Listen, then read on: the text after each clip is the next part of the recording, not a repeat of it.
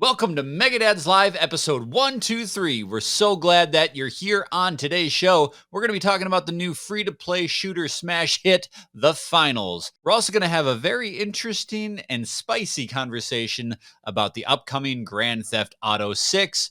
We hope you're ready for that. We hope you're ready for a hot take. We hope you're ready for Megadad's Live. We've crossed a threshold in my house.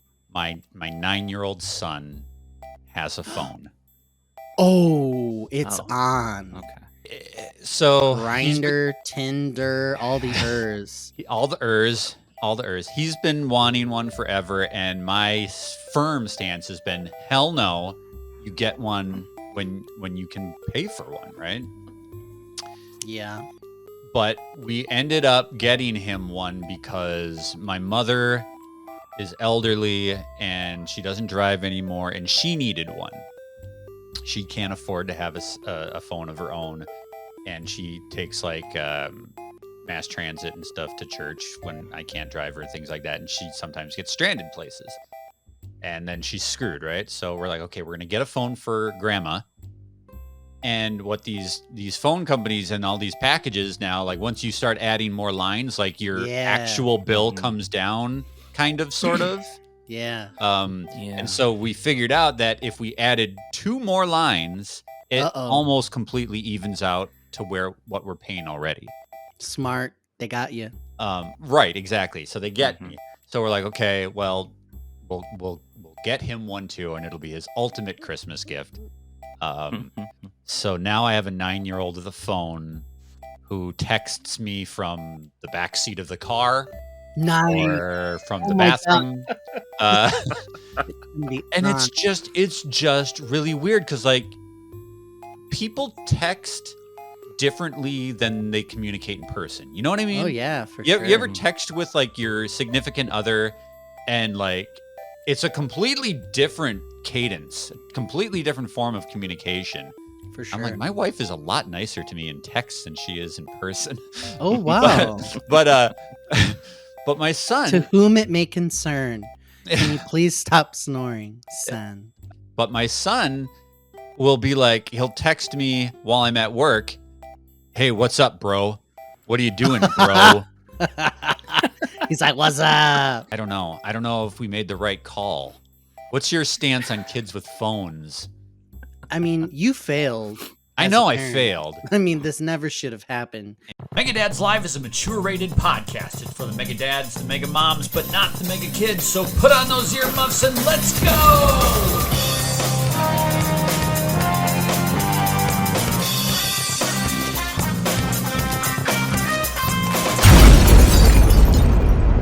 Yeah. It's on now though, so there's nothing you could do about it. Are you gonna do that whole like getting real deep in the parental settings and like make sure that it's all locked down and all that? Like, have you thought about that? We've got it set up where if he tries to download anything, it like will prompt us to approve it on our phones, which is kind of nice. So he downloaded Super Mario Run and Mario Kart World Tour, and when he does, he can go in and do that, but then it'll pause the transaction until we confirm on our phones that that's okay for him to have. So it's nice, but ultimately, yeah, like his big thing now is he goes on YouTube. He watches shorts. He'll just sit there and watch shorts and flip. And before he was doing that on the computer in the living room, but now it's like he's got that shit wherever he wants it. If he wants to get into smut, is he getting the smut or? You have no idea. Go to the usage time at the end of this month. It's going to be like astronomical. You have no idea what's happening out there. Yeah, like bad. He's probably running a small business and shit out of that little thing. He's got a Shopify. I bet. You never know. These kids are sharp, man. No, but that's cool. I mean, they grow up so fast. It's weird. Well, this Christmas, he's opening up his gifts, and it was like, we got him concert tickets, and he got art supplies, and this is grown up stuff, and a phone, and he didn't get any toys or things like that. It was all, he got like a skateboard, and it was was kind of sad. It was a sad moment where I looked at my wife and I said, I feel like we've crossed a line this year where he is on the way to double digits, and he's like a different kid this year. And oh my God, no more troll dolls. Uncharted territory. Stock options. This is crazy. New Year's Eve is upon us, but we're getting up there in age. Do you celebrate the way that you used to New Year's Eve? Are you in bed by 7:30? When was the last time you saw the ball drop? What do you think, Adam? How do your New Year's Eves go? I expect you're one of those dropping considerably for the last several consecutive years. Every year. Like I don't remember the last time I saw the stroke of midnight. Really? It's why we no longer do 24-hour extra life runs. I noticed, yeah. I get up really early for work, like 5 o'clock early for work. And so if I screwed with that, it's gonna mess everything up. I went to a concert this summer, and you go to a rock concert, that shit's late, and the entire day I was just like, I'm gonna be wrecked. Like, I'm not gonna survive this. So no, I don't really do much New Year's. We don't go out. I'm not a going out kind of guy. We don't really do anything outside of the comfort of our family circle. We'll see. I cheat the ball drop in the sense that if we go to bed, we're like, oh man, we're tired, we can't stay up, so we're in bed like 10:30. We'll set the alarm for like 5 minutes to 12, and then just like do our countdown in bed. Hey, Happy New Year! All right, thanks, and then like go back to sleep. And hey, that's thanks. what we've been I love doing. it. Hey, thanks for that. Well, bro, Happy New Year, bro. There and you then go. Back to sleep. Like it's been years since we've really stayed up and had or been out or anything like that. Our 3-year-old now loves confetti, so we use it as an excuse to do a fake like New Year's at like 6 and say, okay, and we're watching like Tokyo or whatever on the TV, and then we're like, okay, yeah, and then we count down and then just do the confetti and have like a little dance party with her, and she like throws the confetti up in the air like 20 more times, and it's fun. And I think that we're at the point of having the fake out 6 o'clock p.m. ball drop, watching like Australia or whoever's dropping at the time and just doing that, and we've been having fun with it. So that's what we do. Amazing idea. Yeah, that really is a great idea. Yeah, no, that is some diabolical shit. Yeah, and they don't know any different. No, they don't. She won't know any different until she goes to like some kind of other New Year's party, and then she's like, "How is it not New Year's yet? I have been here for such a long time." Like, are you telling me your parents let you stay up for the ball drop every year? Like, yeah, the first like 10 years of my life, we were just doing the ball drop at midnight. They're just like, wow, that's cool. Like, yep. I love that idea. That's where we're at. Good life. What do you think, V? What do you do? New Year's Eve? Man, big plans. You get your tails on and your nicest garments and go out to the ballroom and shake hands with the debutantes of the day in the town hall, drinking mead and cider. Jesus. Okay, if there was a debutante ball with mead and cider, I would go. But there's not. I haven't made like a huge deal out of New Year's since P.D. McD moved away. All right. We used to hang out on New Year's all the time. Mm-hmm. Now I don't know. We'll hang out. I'll let my son try. I'll let him give it a shot for midnight, and he'll make it. He'll either be delirious or a complete asshole by the time he gets there, but letting him try, it's very much just us, just a family thing. Nice. Might play some board games or Mario Party or something. That's just what life is now. I like that. Yeah.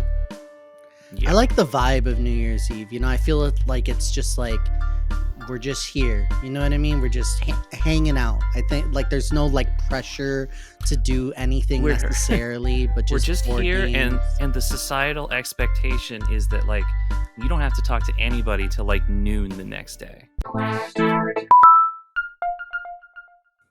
Antonio, what you been playing? So there's a game that had come out called The Finals. The Finals is a competitive shooter, squad based. So you go in with a team of 3, and you do battle with other teams. So you can be against 3 other teams, so for a total of 4. I think there's another mode where they do just 3 teams of 3, and then you're put into an arena, and the arenas are Vegas or like just typical like not skyscraper buildings and construction sites and things like that, and you fight to not only shoot and kill the other team, but the whole point is to pick up money and deposit it into particular areas to score. So it's a game that's built with a destruction engine. So when you're in the arenas and you go in and start to fight, the heavy, strong characters have a move where they can like juggernaut through and run through walls, and you could attach explosives to things and bring whole floors down and change the environment in some pretty sick ways. So there's that element to it. And there's also it's like a TV show. They say that this is a virtual death match, and you're playing for people's sport, and they put you in there like the Running Man, and they say, okay, survive, and they have announcers going. And this is where we were talking about before, how AI is creeping into gaming. They paid announcers to do voice work that says like, oh, this team's up by 3, they better be, coming back in the last minutes. And they made AI manipulate the recordings to speak out what's happening in real time. So it sounds kind of robotic a little bit, very slightly. And it's like, oh, this team is up, they took the lead. And you can tell that like some AI element is like in there. And there's a game show-esque like presentation to it. So they say, okay, so these teams are going into the arena, and your team name is like the Showstoppers against the like High Note against the whatever, and then they put you in the thing, and there's people like, it's not too overdone, but you could see people like watching you like on TV, like the arena, like kind of like Hunger Games. And that's kind of why this is happening. When you get shot in the game, you burst into an explosion of coins. So it's not very bloody or anything like that. You just so it's not actual deathmatch. It's supposed to be virtual. It's supposed to be like exactly. A simulation. They have this fun cash money element to everything. Okay. So kind of like Splatoon, it's not meant to be like slit your throat bloody. It's meant to be like you get shot and then coins like burst out of you. Like it's like Ready Player One. Isn't that what happened in Ready Player One? Yeah, that. Or if you've seen Scott Pilgrim, like that type of thing where the enemies burst open into coins instead of dying. So your job in different game modes is where it kind of stands out from other shooters, is it's not just about shooting to kill. You really have to strategize and work with your teammates to collect the coins that people have dropped when they died and bring them back to a bank. Or they have a thing where you have to unlock a vault to bring a box to the score area, and then you have to place it there, and then a timer starts. So someone who comes in at any time during this timer, if they come in and capture that point, they get all those points. So your team of 3 could be racking up kills, storing money there. They have a lot. The timer starts to tick down. Now it's your job to defend, because if you die and you lose the King of the Hill area, and they hold their hand on it at the last second, it's like a steal. And it's like a hot potato situation where you have to be there at the right time. So there's this deep strategy element to the game. And I'm so surprised that they've done this, because in shooters, And in squad-based shooters, one of the main complaints is nobody plays the objective. It's hard to work with people. Like games like Apex Legends created a ping system where when you got teamed up with randoms, you can say, oh, he's right there, come with me, pick that up, I got this for you. And they would incorporate those elements, and it actually brought shooting games that had strategy to a new level because you can communicate more without voice chat. This game, the ping system is there, but it's not as good as it probably could be for such a technical game, because you can't just go in and shoot and kill. You have to take the money to the place or you will lose. Those are the game modes that are available now, where it's objective based, heavily objective based gameplay. Is this a free-to-play game, or is this like a full retail? This is free. It was announced, shadow dropped at the Game Awards. The shooting feels like a Battlefield because former DICE people made the game, and when you're shooting guns and machine guns and things like that, it has like this sway, almost like floaty feel to it. The guns have a nice kickback to them. You can unlock different weird weapons like a sword or throwing knives. They have goo grenades where you throw a grenade and a wall of puffy goo will like show up. Smoke, fire, like jump pads to like float around the to jump off and get to high places. It's a very vertical game.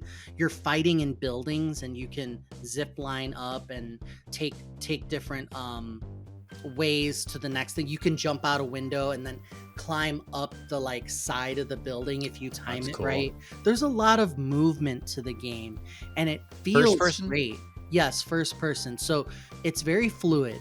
You're going in there and you're fighting somebody, and here's someone coming in with throwing knives, just throwing them at you. And then you have a flamethrower and you're like trying to kill them like that. And then someone else is throwing a goo grenade to like create barriers around the score place so you can't get there.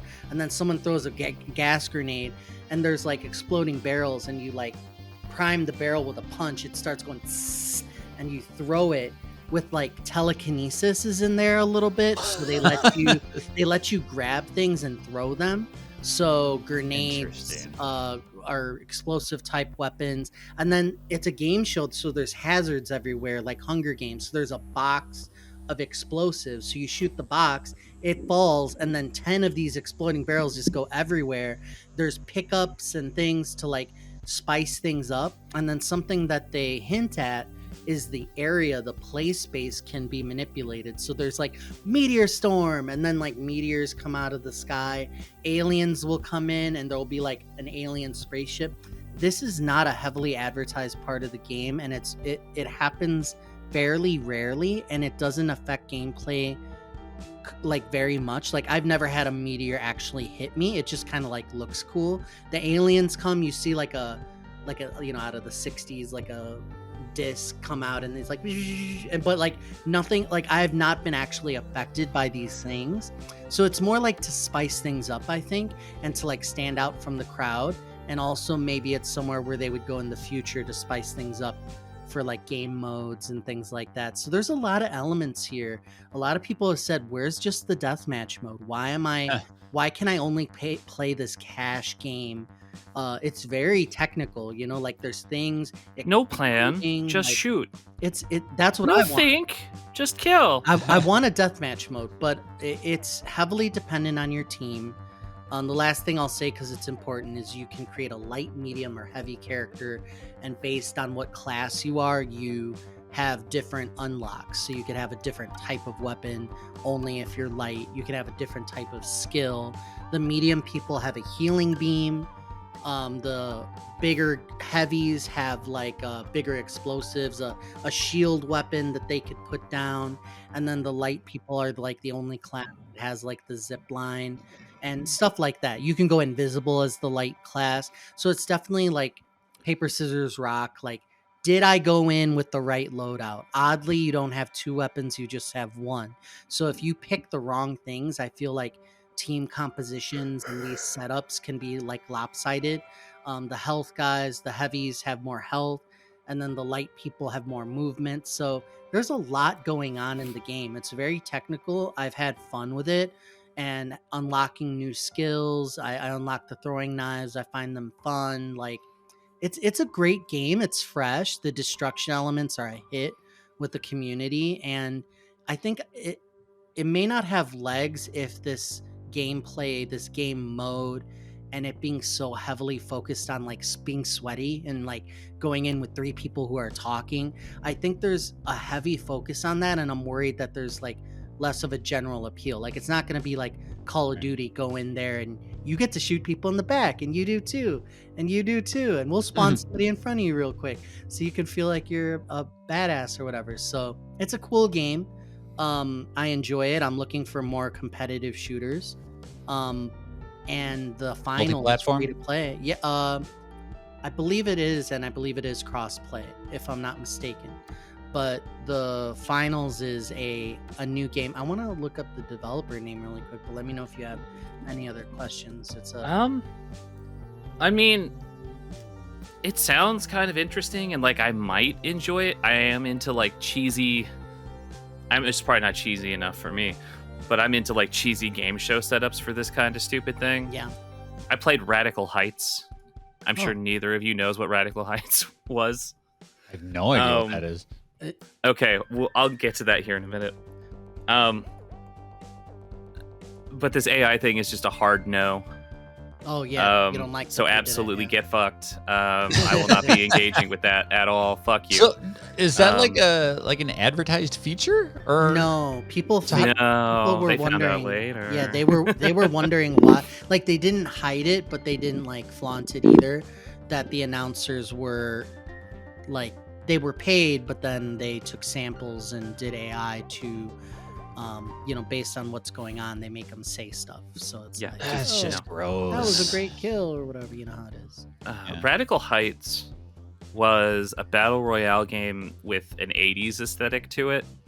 It was made by, I think it was made by Cliffy B's last company.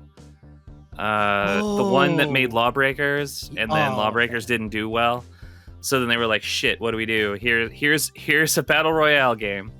Ouch! It is. It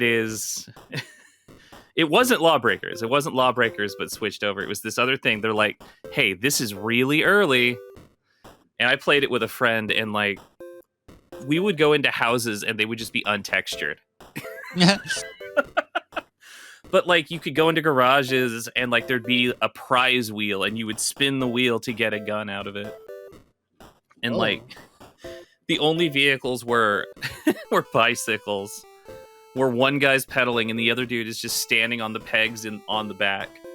And it was cheesy and bad in just the right way that I did play a little bit of it, before it went away forever. It wasn't out very long. So like, I'm into that premise and that aesthetic, but that was gonna be a hard no from me. Graphically, it looks great. Like it has what a good shooter would do. Like if there's a community that builds up around it, because some people like that tactical, sweaty, like get in there and really strategize. I find it a little weird. Like I'm surprised that they've made certain decisions. The progression is very slow for cosmetic items. I believe you can spend real money, but nothing like that's going to be pay to win. But it's one of these. Yeah, kind of like a battle royale. There's a tournament mode, which is the finals, right? You get to the finals, and then they make it more of a big deal. So if you beat out other teams, you play another round, and then you play the next round. You win 4 times, and you're crowned the champion. I think I won once already, which gave you that rush that battle royales do, which is like I survived that. That was hard, like that was difficult. So it's cool. I mean, if you're into shooters. You've probably already heard of it, and I hope it does stick around. I think we need more co-op experiences. I love playing with people online and stuff, so it'd be cool to get together with friends and do most stuff.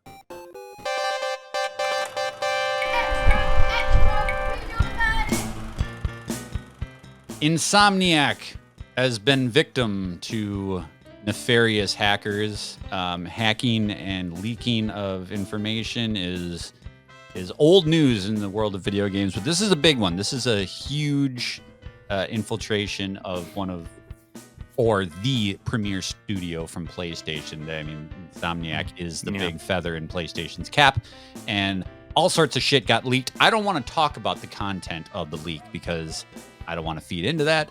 Right. I want to talk about the space around leaking in general, because we have Antonio is going to be talking about another game that suffered a really big data breach and leak into the online space.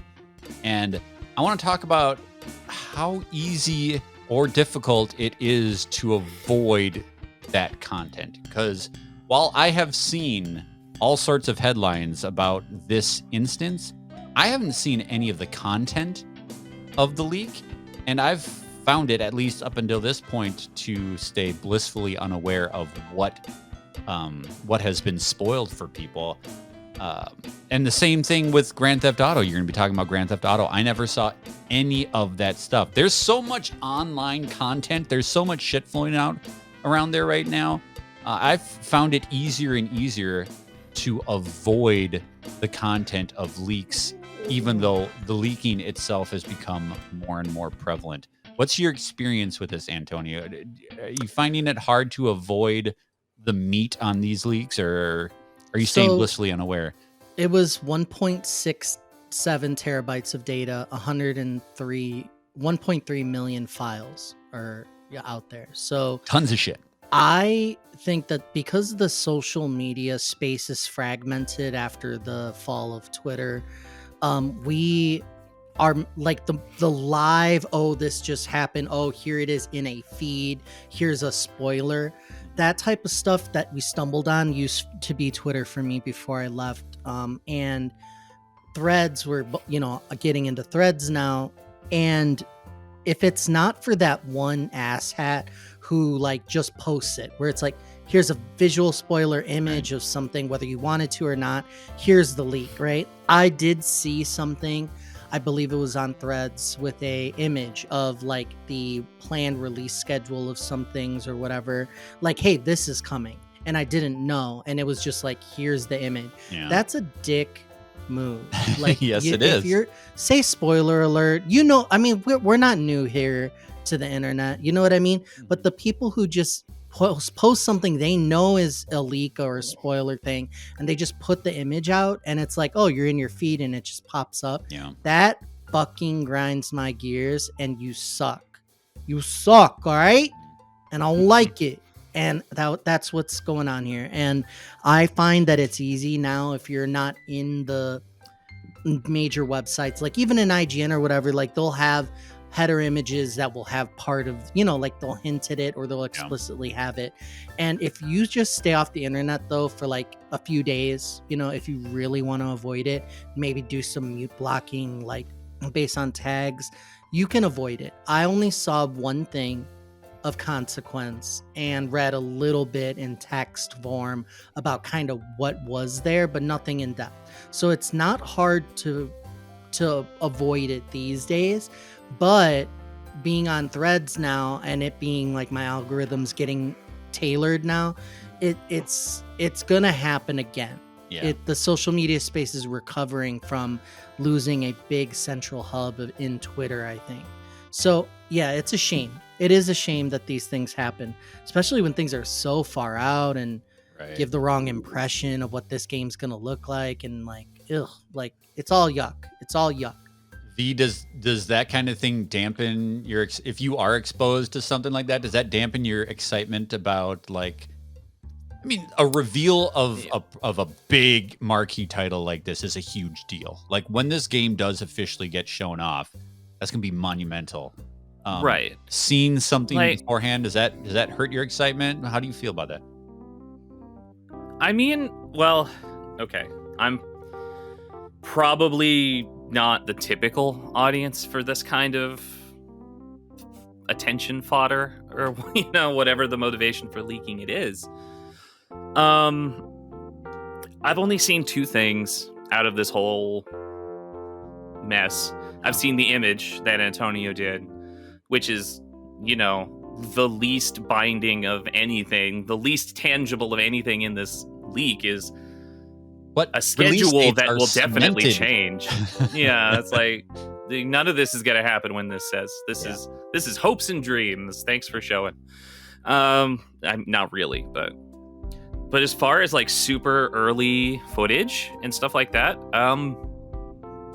no, it doesn't really have anything to do with how I feel about it. Sometimes it can be interesting to see that kind of stuff, but even then, that's usually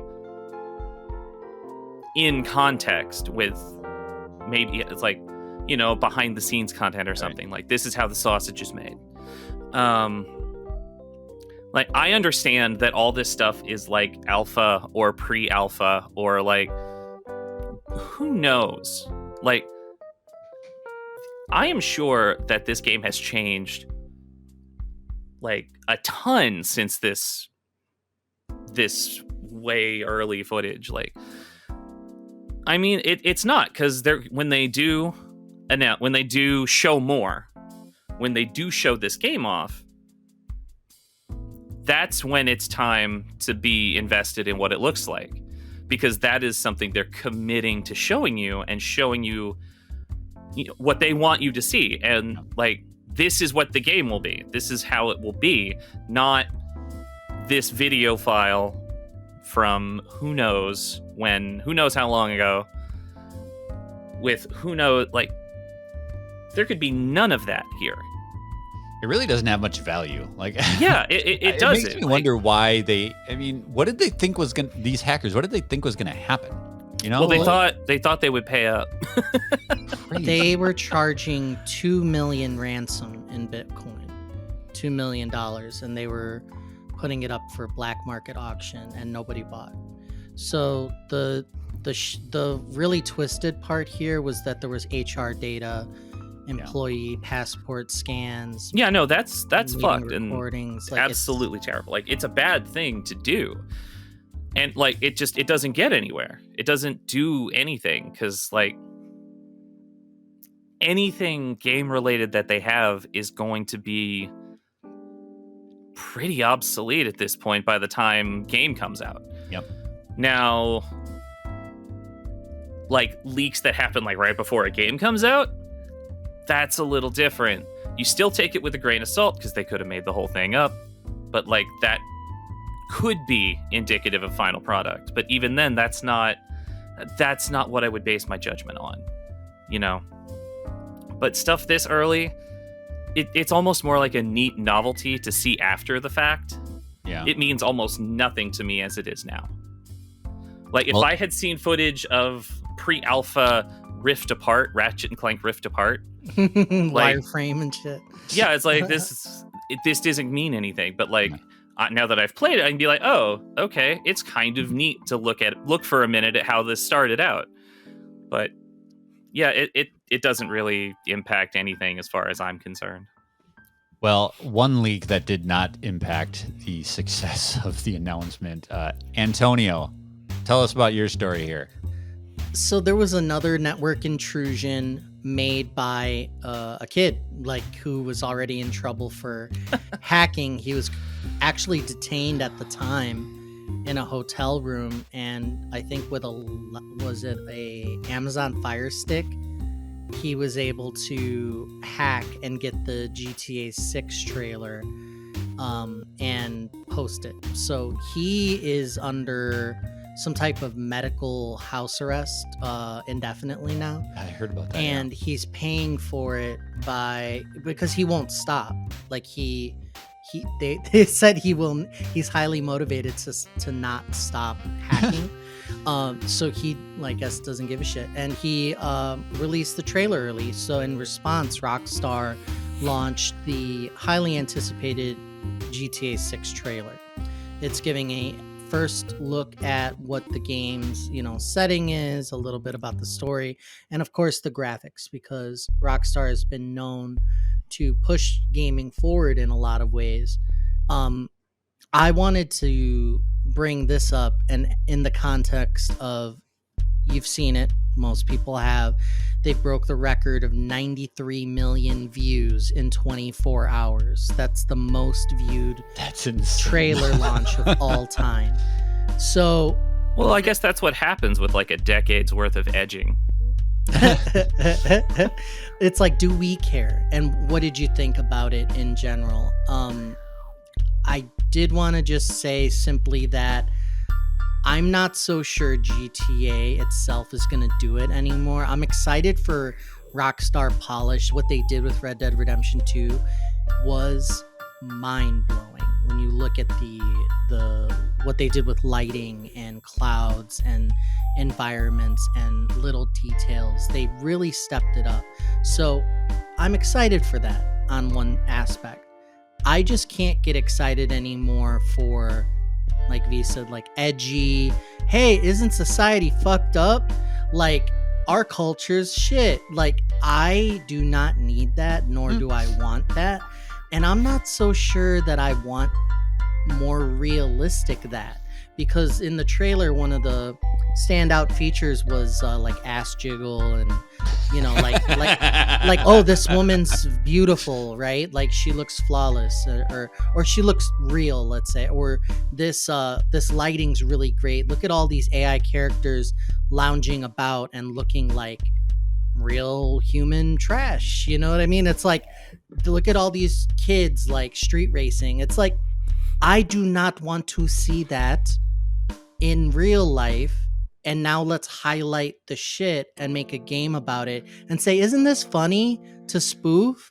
No, I'm not into it anymore. Maybe it's my age, but I don't want to see this. I don't think this is entertaining. I don't feel like it's funny, the shit that's been happening the last couple of years. That's just how I felt about it. I thought it looked good, but I wasn't like severely blown away. V? V looks like you ready to go. Yeah, no, yeah. I have things to say. I have not watched this trailer. Whoa, you're like 3 people in the world. Okay, that's fine. You and my mom. That's okay. I'll start there. I'll start with why I haven't watched it. Rockstar can do some things really well. Rockstar can tell a nice story when they want to, a good story. Like with Red Dead Redemption 2, the narrative was really, really good, I thought. You know, that game had some problems, but the narrative wasn't one of them. And at this point, I honestly, I can't see a new GTA outside of anything more than a base for a new GTA Online. After kind of watching Rockstar abandon story single-player DLCs in favor of just keeping the multiplayer going some more, which I don't want to do. Because the average audience of, I feel, on average, you know, there's exceptions, all that. GTA is not necessarily a world where I want to co-inhabit it with its biggest fans and supporters. Because it's a game about blowing, you know, the gameplay hook of GTA would directly mean me having a bad time. Because I'm someone else, or I need to have someone else have a bad time while they try to do other shit. Like, it's not even my objective. That's just what GTA is. And whatever, the online's not for me, that's fine. It is for some people. Somehow GTA 5 keeps selling. And at this point, when I say that, it's not indicative of quality or opinion. I want to know how it's a mathematic possibility that there are people still buying GTA 5. Who doesn't have it at this point? They put it in like last month. Has it been in PlayStation Plus's monthly games yet, or is it coming? I don't remember. I think it's just being added now. For who? It's in Game Pass. For who? Yeah, it's in Who Game doesn't Pass. have it? Not only that, it's the top played game. Right. No, that's what I mean. That's fine, but like, it's still selling. It's broken all these sales records, and at some point, it's like, who's still buying it? Who doesn't have it? But that's just more of a general, like, I'm amused by the question. I don't mean to be condescending with it. I'm just like, you added it to PlayStation Plus. Why? I think everyone who wants to play it owns it. They probably own it twice because it's come out on 3 console generations. I own 2 copies, yeah. So do I, yeah. But anyway, as far as the problems that you're talking about with it, with its tone and stuff, like, I don't really expect a lot of value in the narrative in GTA 6 either. And I'm going to butcher his point, and I'm really sorry about that. But one of the old Giant Bomb dudes, Jeff Gerstmann, used to always put it this way. That GTA is only capable of telling, or they seem to be only capable in GTA of telling what should be outlandish parodies of what life can be, is whatever. But GTA has been like out parodied at this point by existence. And they haven't changed course in any way. So now, like, for people like Antonio and for myself and for a lot of other people, it's just like,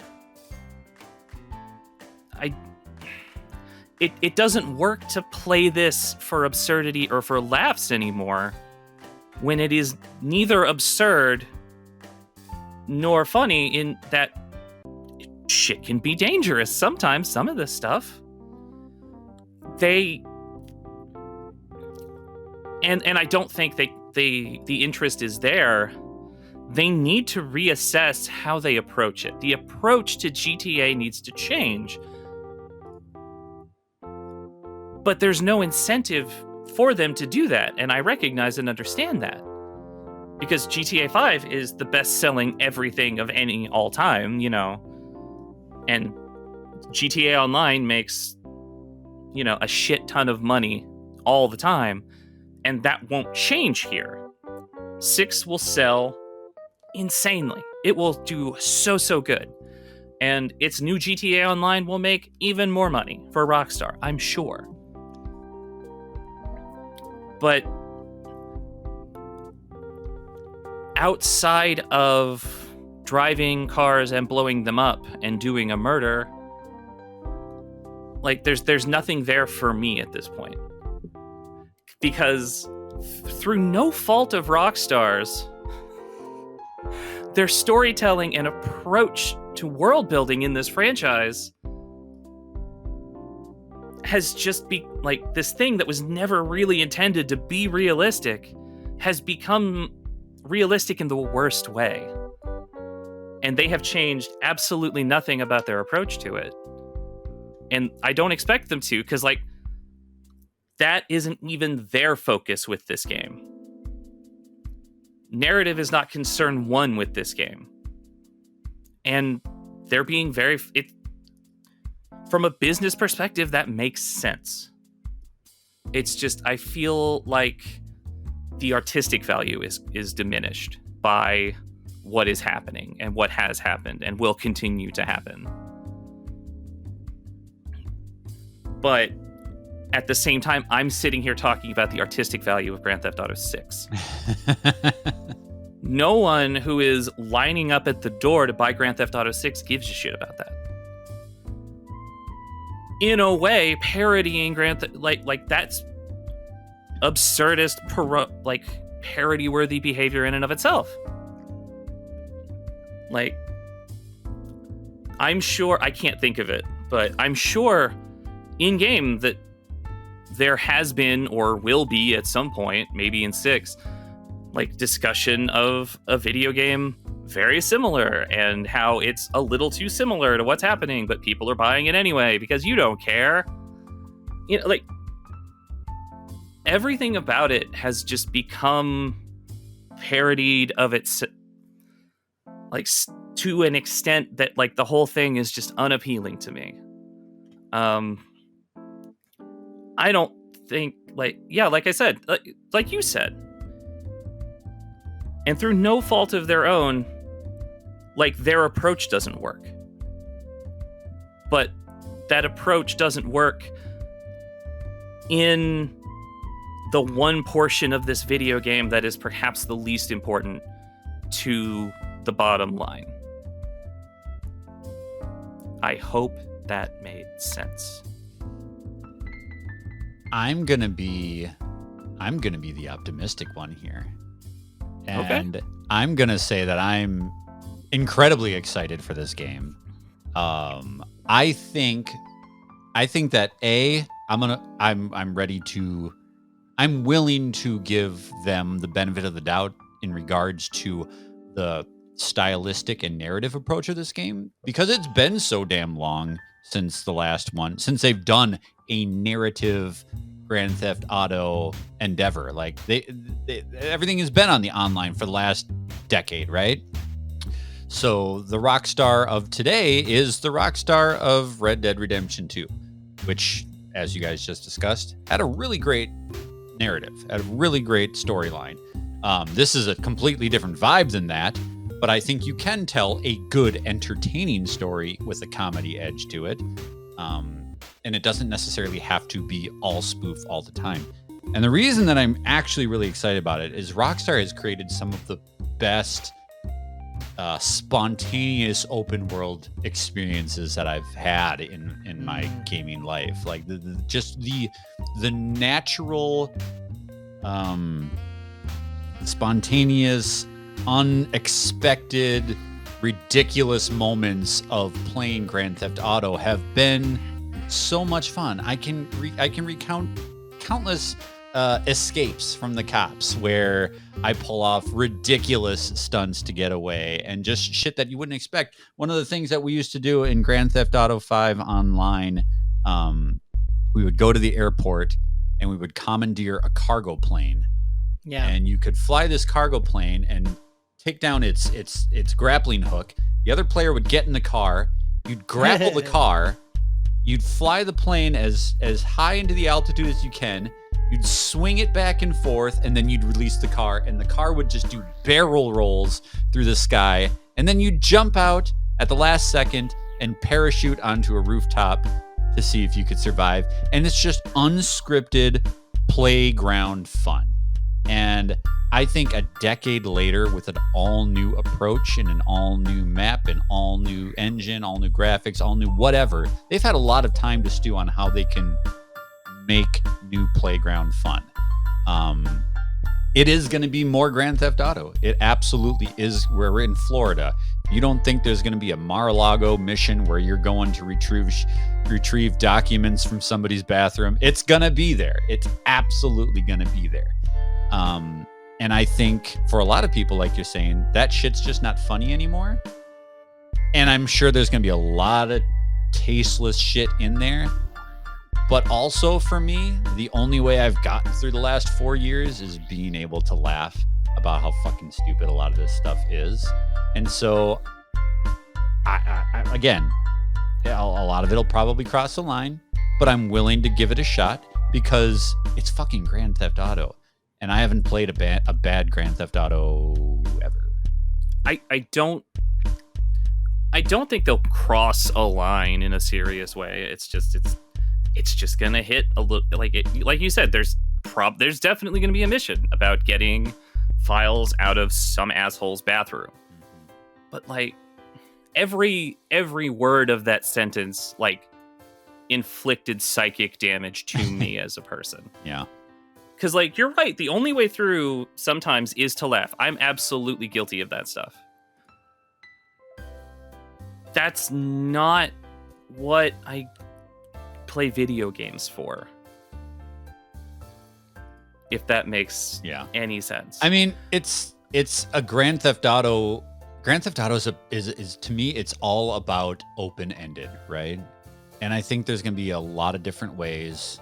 I mean, I know there's going to be a million different ways that everybody is going to play this game, whether it's offline, online, whatever. Yeah, I mean, they were really the big pioneers of those kinds of emergent gameplay experiences. So I'm excited. But yeah, it's just it had a Tom Petty song in the trailer. I can't hate on ass. That the song in that trailer sucks ass. It sets the wrong tone. There, I said it.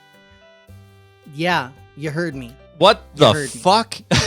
You do an 80s banger, not some delirious. Nobody understands who made that song. Nobody knew that song. Nobody. Tom Petty, fuck him. All right. No. You did this. You did this. Fuck Tom Petty. Antonio, you did this. Shut your dirty mouth. Tom Petty is a fucking pioneer of rock and roll, and this trailer is all about the story of the Bonnie and Clyde adventure they're going on. Love is a long, hard road. That's a perfect marriage for this trailer, and that fucking song rocks. I think you bring up a good point with there being a sandbox, like emergent gameplay element.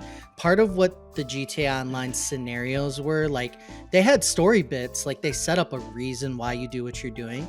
But what they did is they kept making it deeper. It's like people love robbing banks. Let's like really go and make a whole like mansion building, like it's basically an expansion, but in GTA Online, like, oh, people are into cars, let's make it where you could display your cars. Oh, people like this, and they just go into their systems and make it deeper and do things where if there were any limits to what you could do in the emergent gameplay, like they just expand on it.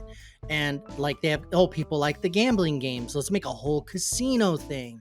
And it was just like deeper and deeper. And I think I did forget that.